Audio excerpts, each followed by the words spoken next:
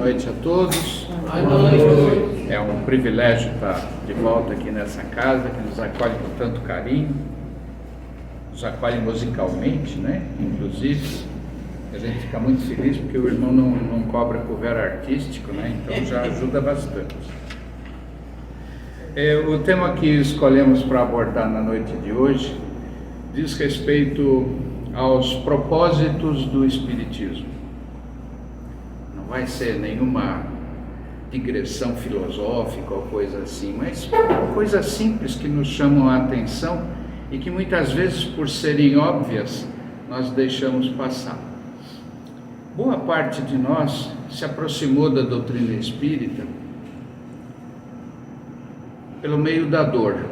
A gente costuma ouvir isso com alguma frequência, né? Que uma boa parte daqueles nossos irmãos que estão hoje batalhando na seara espírita se aproximaram pela dor, seja pela perda de um familiar, seja por um problema doméstico, seja com um problema consigo próprio em termos de equilíbrio. Enfim, as dores são as mais variadas, né? Este é um mundo de provas e expiações e evidentemente estaremos colhendo aquilo que semeamos em algum momento, e muitas vezes essa colheita se manifesta através da dor. Pois bem, buscamos então no Espiritismo a consolação, buscamos uma palavra que nos incentive, que nos ajude a progredir.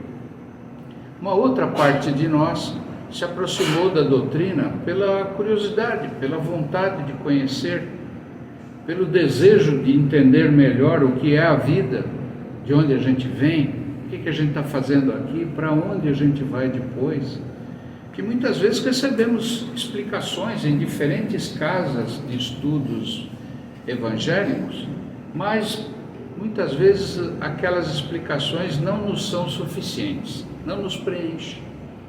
E encontramos na doutrina espírita uma vasta explicação, uma vasta fonte de informações que nos permitem compreender melhor o mecanismo da vida. Quando falamos de consolação, nos lembramos que o Espiritismo, segundo Kardec, está apoiado em 5 princípios básicos, em 5 pilares, né? A saber, a existência de Deus. E o Livro dos Espíritos já nos coloca logo de cara na primeira questão e primeira resposta, o que é Deus, não quem é, mas o que é Deus, né? E a resposta, né? A fonte primária de todas as coisas e a inteligência suprema do universo. Depois temos o segundo princípio, já falando do universo, que o universo está preenchido com uma quantidade muito grande de astros e que este universo é populado, ele é povoado. Ele não está ali simplesmente para a gente suspirar nas noites de céu limpo, né? E dizer, quando a iluminação da cidade permite, falar, puxa, que noite estrelada e bonita, né? Sem dúvida, isso nos remete à beleza da natureza, mas devemos nos lembrar que cada pontinho daqueles que a gente vê tem um propósito. Não está lá só para enfeitar, né? Pois bem, o terceiro princípio, o terceiro pilar do Espiritismo é a imortalidade do espírito ou da alma, como vocês preferirem chamar. E aí entramos nessa esfera da consolação, né?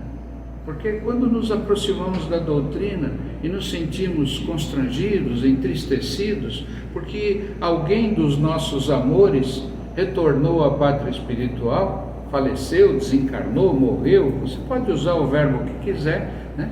Mas não está mais conosco e nos sentimos entristecidos, e a gente empiricamente já cria fórmulas para nos consolar, né? A gente diz, não, fulano ou fulana virou estrelinha, né? É mais um que está lá olhando por nós, né? Enfim, são fórmulas que nós encontramos para atenuar a dor da separação.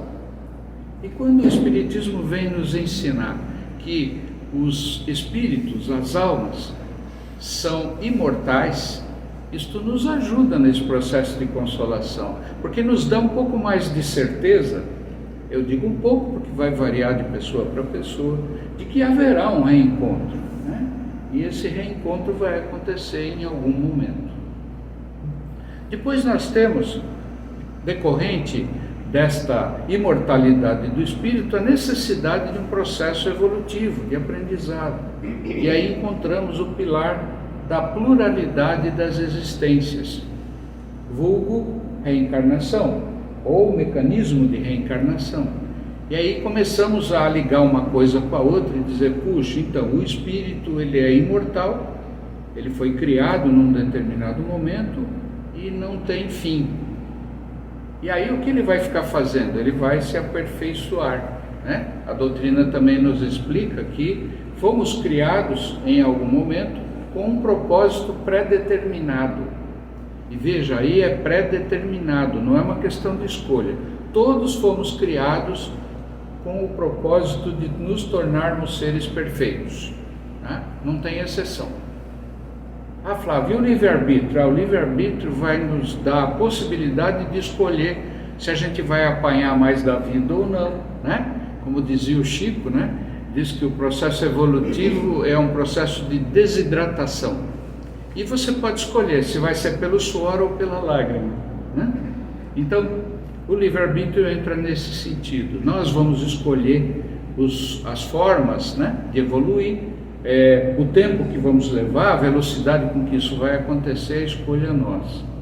E vamos precisar, evidentemente, de mais de uma experiência encarnados para que nós possamos efetivamente nos aperfeiçoar.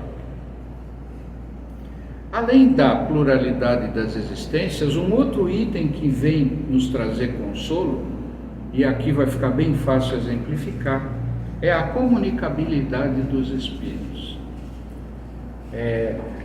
Alguns de nós provavelmente devemos ter procurado por médiuns ou por casas espíritas que tenham esse tipo de atendimento em busca de uma mensagem de alguém que a gente ama muito e que já não está mais conosco, né?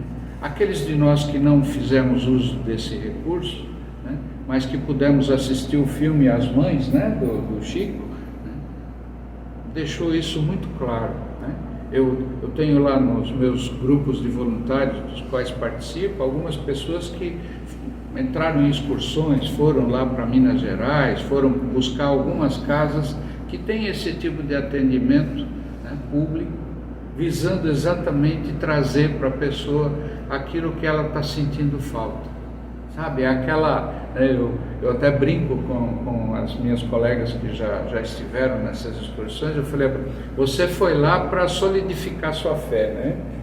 Porque, como é que foi? Não, eu recebi uma mensagem, mas não podia ser de outra pessoa, tem que ser do fulano ou da fulana, porque ele falou em coisas que ninguém sabia, né? E isso traz para a pessoa que recebeu, né, um sentimento de consolação.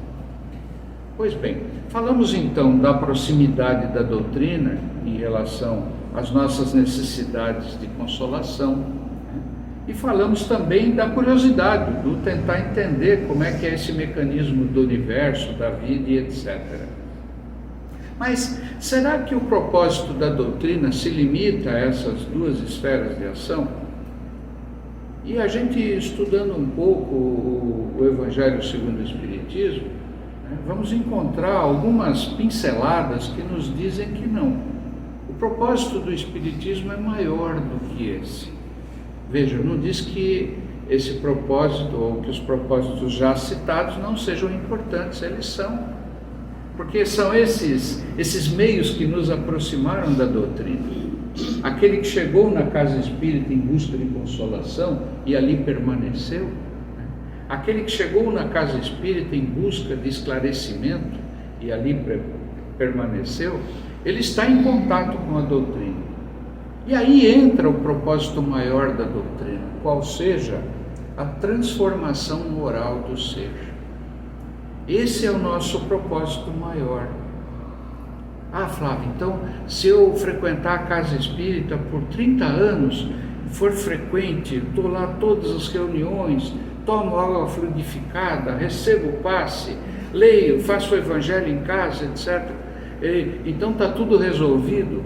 Não, você já deu grandes passos nesse sentido, mas a transformação moral é algo que vai usar essas informações, essa infraestrutura, para tornar cada um de nós um ser humano melhor. E isso vai exigir, né, que nós nos lembremos lá da questão, eu vou olhar aqui porque nessa cidade a gente não lembra mais, na questão 919 no Livro dos Espíritos, né, em que a pergunta diz qual é o meio prático mais eficaz que tem o homem de se melhorar nesta vida e de resistir à atração do mal. E a espiritualidade não forneceu uma receita de bolo. Eles não disseram, olha, faz assim, faz assado, se comporta desse jeito. Não, eles se limitaram a dizer, um sábio da antiguidade vos disse, conhece-te a ti mesmo. E é fundamental que nós nos voltemos ao nosso ser, ao ser que somos. Primeiro, em busca do autoconhecimento. Segundo, como decorrência disso, que nós nos aceitemos como somos. E essa é uma dificuldade muito grande, porque a gente sempre se imagina, né? Eu brinco com o pessoal quando vão tirar fotografia, ó, eu quero sair parecido com o Brad Pitt antes da Angelina Jolie, é claro, depois ele ficou assim meio feinho e tal. Eu faço essa brincadeira, e a gente sempre se imagina assim, né? Eu me esforço, eu faço trabalho voluntário, eu sou caridoso, eu procuro tratar bem as pessoas e tal, que cara legal que eu sou, né? Não tá ruim, né?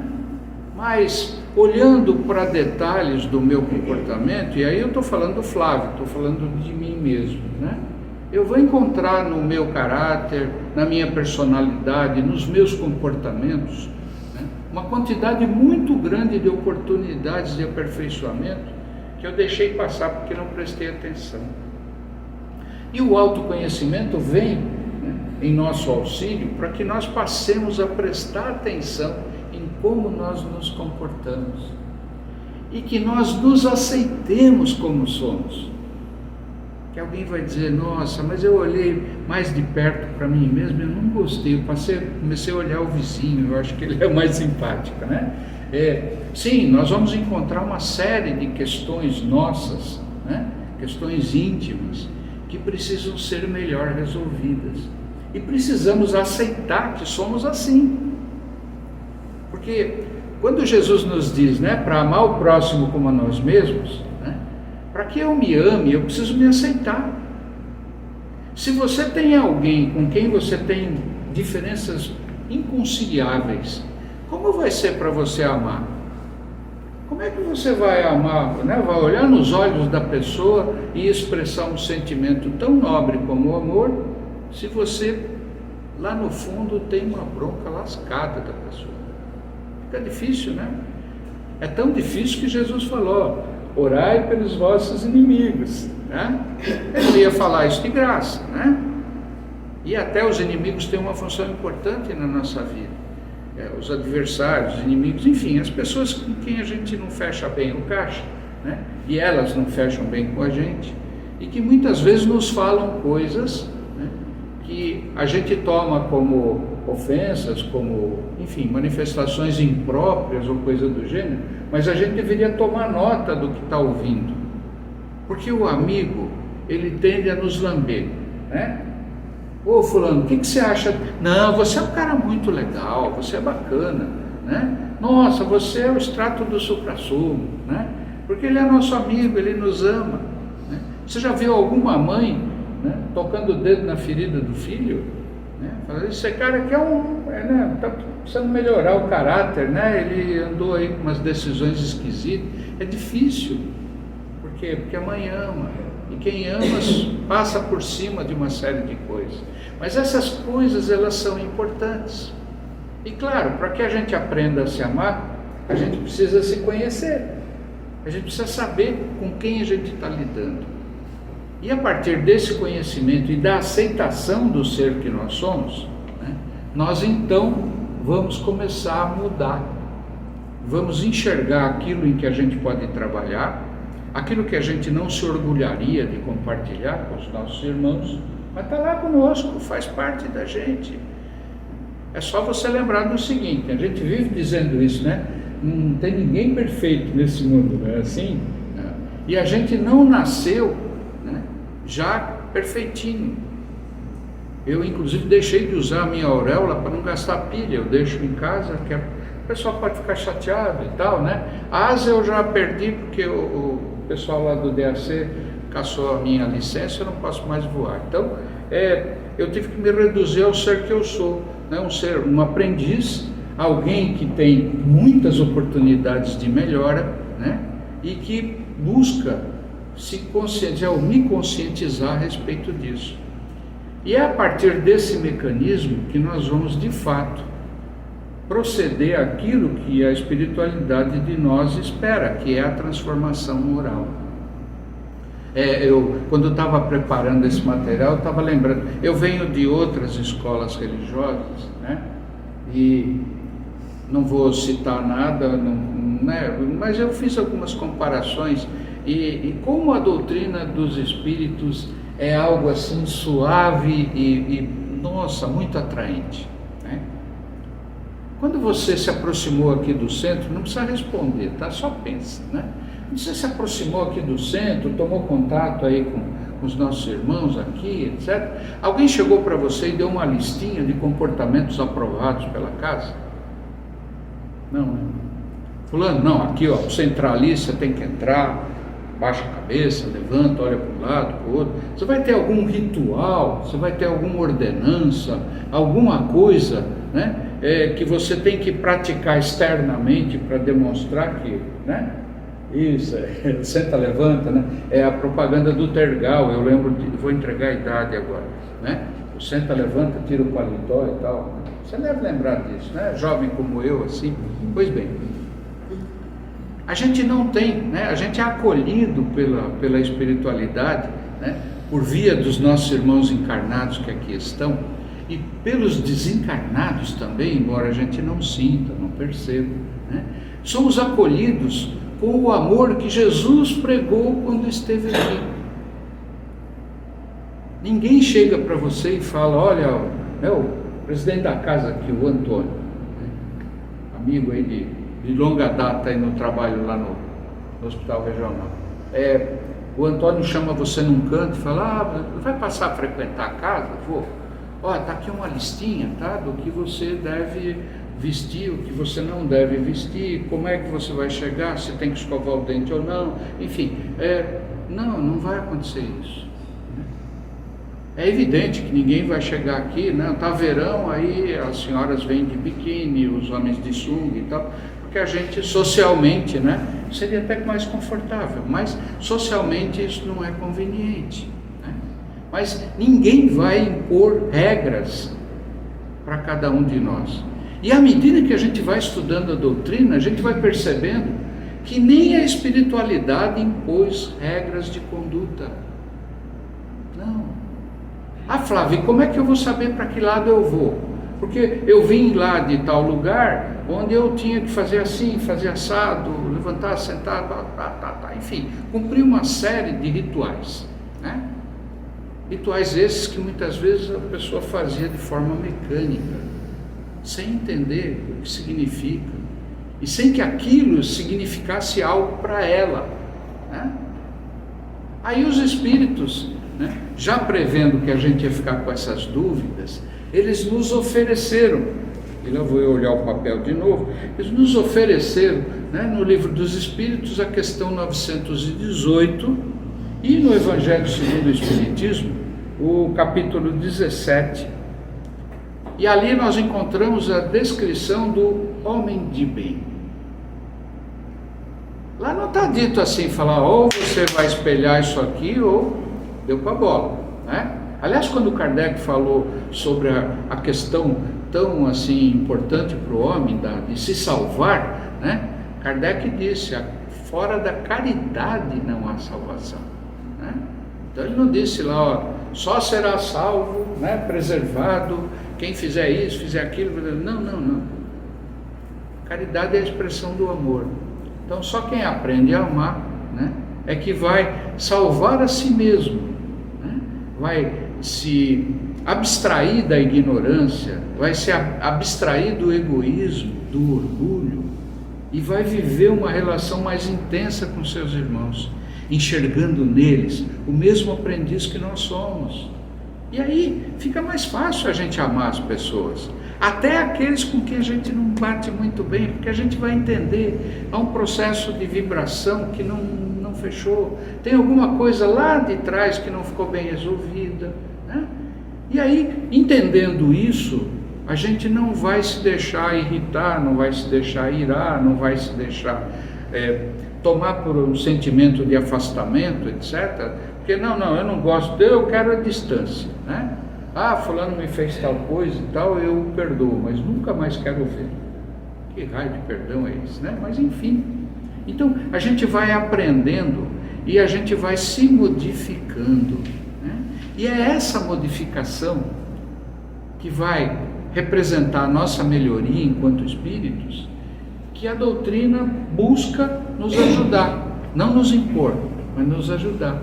Nós somos, de fato, convidados a olhar, por exemplo, aqui a descrição do homem de bem, que está lá no Evangelho. Eu não vou ler isso tudo aqui, porque senão vai ter gente pegando no sono e tal, mas vamos fazer assim, dê uma olhadinha em casa, né?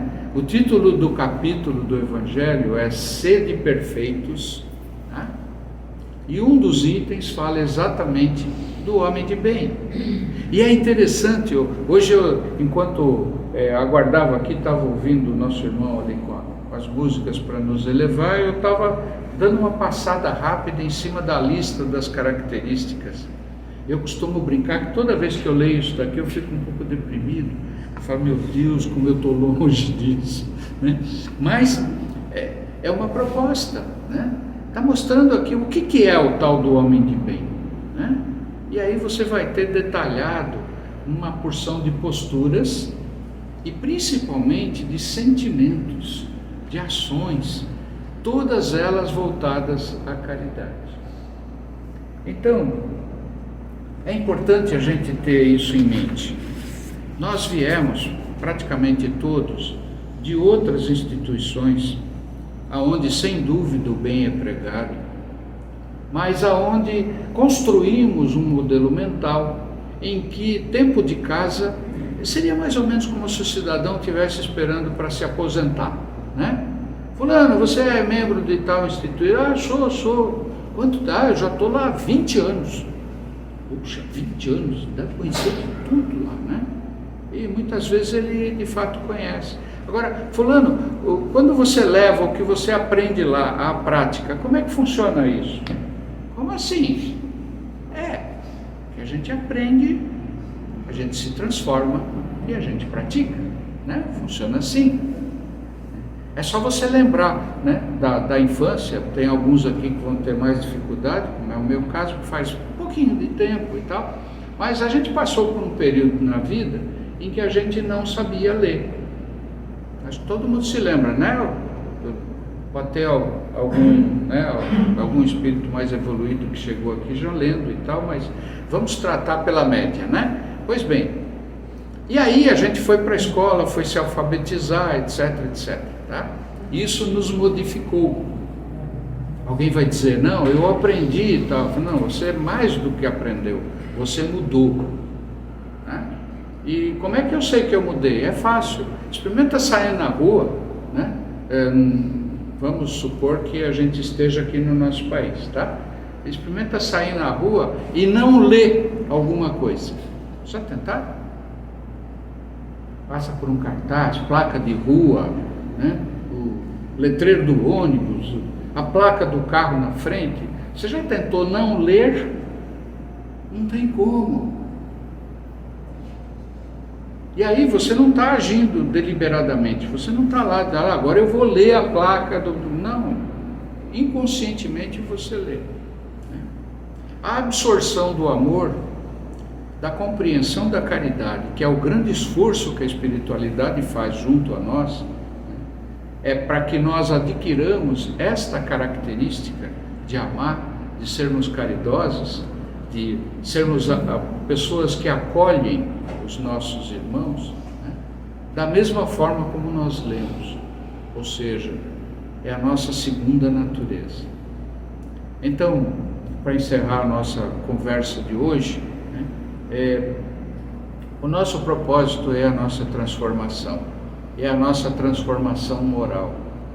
Ela passa pela necessidade do intelecto, do aprendizado, da leitura, do estudo, mas ela só se verifica quando nós colocamos em prática aquilo que estudamos, que pensamos ter aprendido. E quando a gente achar que está assim, né? Não, eu talvez não precise tanto disso, é só a gente começar a olhar como é que nós gastamos o nosso tempo. Né? Quando você encontra com pessoas da família ou amigos, etc., qual é o assunto? O assunto são as ideias, são as percepções da vida, ou o pessoal invariavelmente cai para falar dos outros? Né? Já pensaram nisso?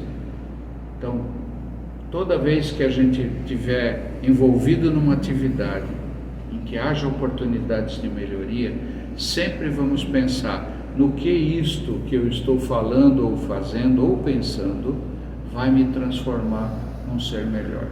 Se a gente não conseguir encontrar uma resposta positiva, é melhor a gente mudar de assunto, mudar de ambiente, mudar de propósito.